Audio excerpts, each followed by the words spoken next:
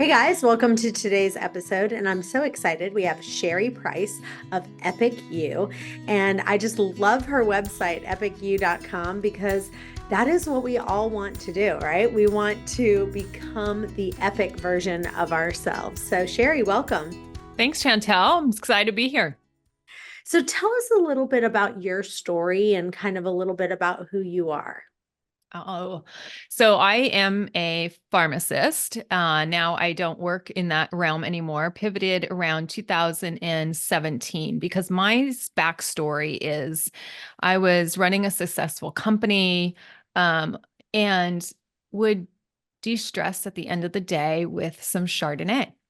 And so through that process, it became this habit that I would just want to do after work, after a stressful day to unwind before doing mommy duty and dinner duty and all the things. And it just felt like, just a perfect transition. And after doing that for a while, then, those two glasses become a third glass, becomes the bottle, always stopping at the store for it and just over drinking to the point where it just stopped feeling good and healthy in my body. And as a healthcare practitioner, I knew it wasn't good for me. I didn't want to progress to becoming full-blown addict. So I really wanted to cut back. And the traditional ways out there just wouldn't work for me because even when you go to these 12-step meetings, they say they're anonymous, but you're there in physical form. And I was just so worried about my professional reputation being ruined and not being able to gain employment. And after working so hard, if you're caught with any of that stuff in the healthcare field, that stuff can certainly jeopardize your career. So I wanted to take care of it in a confidential way, like really confidential, like nobody had to know. And so I found a coach who helped me cut back, was not interested in stopping completely at the time. And she really helped me cut back with tools. And once I discovered that, I was like, wow, this has dramatically not only changed my overconsumption around wine, it actually changed the way I parent, the way I talk to myself, the way I treat myself. It improved so many areas of my life that I'm like, wow, I want to do this now for other women who are like me, professional, suffering in silence, and feeling like the messaging out there around overindulgence is not exactly fitting the mold that we can see ourselves actually partaking in. And so then I started Epic U and really focused the first few years on alcohol and reducing alcohol. And funny thing to me was a lot of people would join because they would say, I want to reduce my drinking because it's adding weight to me. I'm having the muffin top. I'm gaining weight. And I think if I cut back on drinking, they didn't really want to cut back on drinking. What they really wanted was to lose weight, and they thought by cutting back on drinking, that was the means. Now, some of them wanted to cut back on drinking, but it was usually tied to like, this is not making me feel good. I'm not sleeping through the night and I'm noticing weight gain. And so then I started moving into the direction of helping women with their hormonal health, with the transition in midlife, because alcohol doesn't serve us well. It never really does serve us to the degree that we want it to. It has some benefits, right? Liquid courage that we fall into the belief and the socialization, which is always fun. But then there's the consequences of it long term, which we don't feel good the next day. So that is my evolution of, pharmacy, then to coaching around drinking less alcohol, and then really doing these habit changes for women so they can feel epic and at their best. So, one of the things that you also do is helping women with mastering menopause. And so, a lot of people, they don't even realize that they are in menopause and aren't putting two and two together. So they have all these symptoms, right? And they're like, well, maybe it's this or maybe it's that. Like I have one of my friends who she has just had like surgery after surgery because she's just constantly her joints, she's having like muscle breaks and stuff like that. I have other friends that, they're getting a lot of headaches and some heart palpitation and hot flashes. I think people know, right? Like when they Yes. when they think hot flashes, they think, okay, menopause. But there's other things that they have symptoms of that people can experience, right? And they are not putting two and two together that maybe this is premenopause or maybe they're going into menopause. Talk about that. Yeah, actually, I give some talks locally here in my community around mastering menopause. And, when you look into it now, we used to think of those three classic symptoms that really define menopause, where we get vaginal dryness is a big one, or painful sex, hot flashes, and then the night sweats, right? Those are the three women are trained to think about, oh, when these three happen, then it's menopause or perimenopause. But when you really look at it, there's like over 90 symptoms that can occur. 90. So I have some girlfriends who like have these just non-classical types of symptoms, and they weren't linking them to perimenopause, menopause transition. So it could be ringing in the ear. It could be some people get these electric shocks down their arm. Like you mentioned, it could be joint stiffness or soreness. It could be all of a sudden spicy foods aren't working for me, or I get up and burp in the middle of the night or have GERD. And that never used to happen to me. So food intolerances can happen, changes in bowel habits. Um, we could see rashes and all of a sudden, like almost like a histamine reaction where we see more like allergies starting to occur around the 50s or around that time, late 40s. So many different changes that I don't think we're trained as women to hear because we've been forgotten about in the medical community, and we haven't been really looking at this period and this transition as a time that we really need to focus on our health so that we can preserve it for that last half of our life. Or we used to think it's a third of our life, but now we're living potentially longer with all of this technology that's coming out. So this could be actually half of our life that we spend without a menstrual cycle or in that menopausal time frame. So how you set yourself up now and noticing how your body's changing, noticing the symptoms that are occurring. Like you said, the headaches, right? A drop in estrogen causes migraines for some individuals, and they've never had headaches or migraines before. So there are a lot more symptoms than those classic three that we hear about so much. So I'm glad you brought that up, because I think the more discussion we have around mood swings, we know that, but like some people really, really get tearful. And then they have high highs and low lows, and they're like, what is going on with me? I was doing fine, and all of a sudden I'm crying and I don't know why.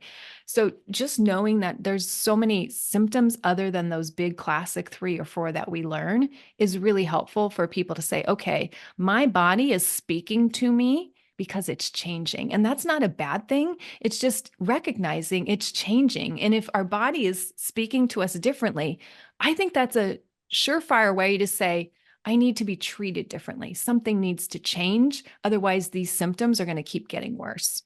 I don't know about you guys, but I am stressed. And if you're feeling overwhelmed this holiday season, then I get it. With all the family get togethers, it is just a relentless source of stress. But anyway, there is something that I've got called Stress Guardian, and it's actually made by Bioptimizers, the people who make the magnesium breakthrough, which I love, love, love. But anyway, they are literally made this new product. It has 14 adaptogenic herbs, and it just regulates your stress. I just actually took some right this second, and it's awesome. If you go to stressguardian.com/wasteaway and put in waste away for 10% off your first order, it's stressguardian.com/wasteaway. Go there now. So talk a little bit about some of the tips. Like give us 5 things that you have done either with your diet or with maybe creams or anything like that that you have thought has really helped master that menopause to help you to take it to the next level. Yeah. So first of all, recognizing that our food system, and I know you've had guests on your podcast talk about this food system is really toxic. I was not educated in pharmacy school, and I know many physicians aren't educated either about nutrition, how to read a product label. And I'm just not talking about the 3 macros, protein, fat, carbs, right? But really understanding the chemicals in these ultra processed foods and cleaning those up to the best of your ability. Now, look, we're recording this and it's around Halloween time. There is a place for special indulgences. I always make room for special indulgences, but it's not how I'm going to treat my body every day or most of the time, just because my body's going to start to tell me that didn't feel good. You don't feel optimal today after what you did yesterday, or even an hour or two after you eat it, you might not feel optimal. And so I'm listening to my body and I'm understanding how to navigate the food system here in America, because a lot of the products out there are not creating health, they're creating disease. And so I follow a lot of people on Instagram. I follow a lot of podcasts talking about this because I want to be informed. I'm sure that's why you started your podcast, was to inform others about how to stay healthy. Because once you get out of college, unless you're doing this research yourself, it's just easy to fall into the norm out there. And the norm out there, I think, is not healthy. And stats tell us it's not healthy. When we have 88 to 93% of the adult population that is not metabolically flexible. And if you're not metabolically flexible, you are not burning fat. So you're just accumulating it. And then you're thinking to yourself, oh my gosh, it's me. And how do I fix this? And so getting the right information is super important so that you can maintain and optimize your health. So I think looking at the foods you're eating is critical. Looking at, the toxins we're consuming. So I like to think of inputs and then outputs. So inputs, what we're consuming from a food standpoint, would be a big one. Also in that category, another big one would be just how are you taking care of yourself mentally? What are the inputs there? For myself, around election time, the news, a lot going on, the chaos in the world, I have to be sensitive to how my brain is filtering all of this. Is it going into fear-based? Is it going into, oh my gosh, we're doomed, or there's no good people out there, right? Because we get inundated with the messages that sell and keep us addicted and keep us scrolling and keep us engaged. And so, of course, it's designed with that survival mode, like, oh my gosh, what else is happening? What else is going on? And so you stay on these platforms longer. And just notice when you're engaging in those platforms, how is that serving you mentally? So the mental inputs, not just the food inputs, but also the mental inputs. And do you want to put parameters or boundaries around those so that you do stay informed, but you don't become fearful and scarcity mindset and dreading the day, or feeling like, what's my purpose if, I don't know, X, Y, and Z happens? So I think guarding your mental state is critical.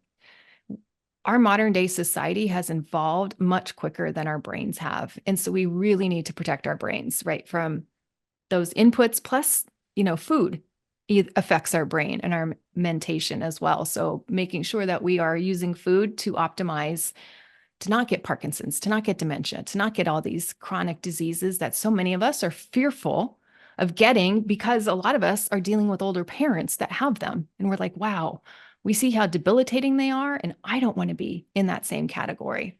So from inputs, it's food. Another one would be mental inputs.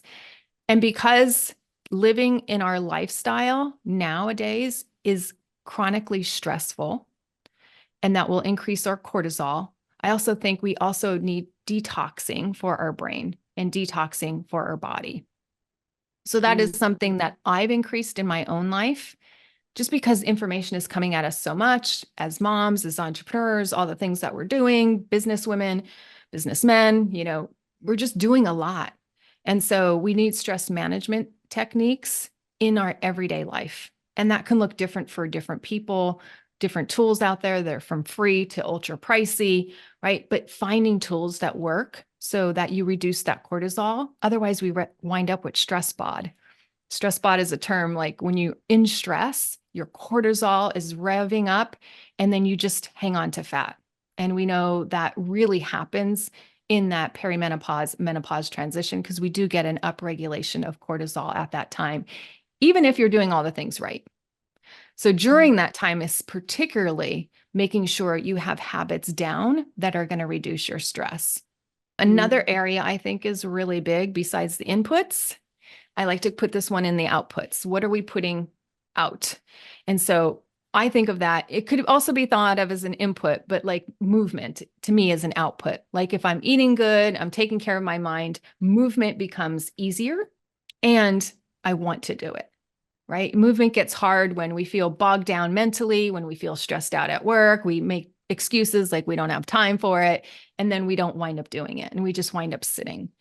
And then that doesn't produce the good hormones in our body that it needs and the weight loss hormones that it needs to maintain an optimal weight or keep our weight down. Because you can follow the best diet, but if your cortisol is ramped up and you're not moving, you're just creating an environment where your body's going to want to hold on and store fat. So I think an output is like, are we getting in movement? And you can define that in many different ways. There are ways to optimize it through perimenopause and menopause, but any kind of movement is going to be helpful. So if you're not doing anything, just to start is important. And then once you get started, I recommend that you get targeted so that if you are super busy, that you're doing the things that matter most. Guys, I just want to interrupt for just a second, and I want you to hear Paul Saladino talk about why liver is so important. And if you don't like liver, we have another option for you.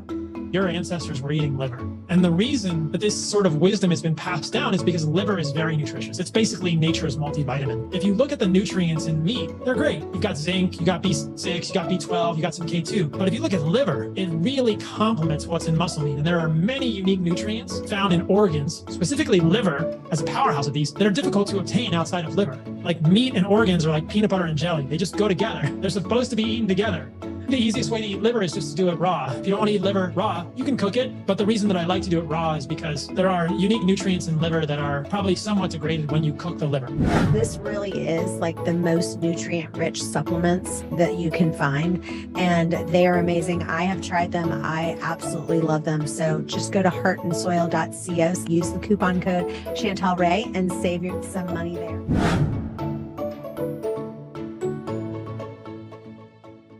So talk about a day in the life of Sherry. So what are things that you've just decided, hey, I'm not putting this in my body? I call them red light. Like this is absolutely no way I'm ever going to eat this. This is yellow lights and things I might have every once in a while. I mean, my diet really consists of this, and kind of some of your daily habits that kind of take yourself to an epic level. Yeah. So for me, I've tried many different things. I think a lot of people have different diets, different lifestyle ways, food programs that I've had food delivered to my house. And I'm not just talking, Weight Watcher kind of foods or Nutrisystem kind of foods, but even, the food subscription services. And there's, hey, no judgment to if those work for you. I just found that my taste buds get tired, or I'm just not feeling optimal on them. So for me, I've learned now where I'm at in my life that if I maximize protein, that's the one thing I can do, then I actually feel so much better throughout my day. So that could be steak and eggs in the morning.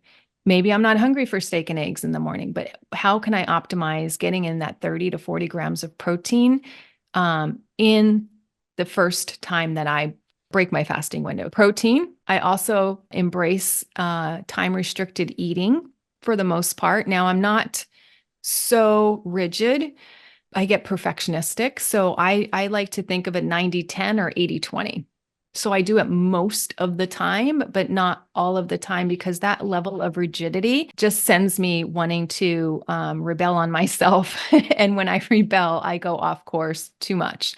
So I like to think of it as the 80-20. And in my really good segments, I could get to 90-10, where I'm following these principles consistently with the protein, time restricted eating. I know some people call it intermittent fasting. Either way, I think those terms are interchangeable. I know you've had Dr. Gersh on here who's talked about how she looks at those definitions.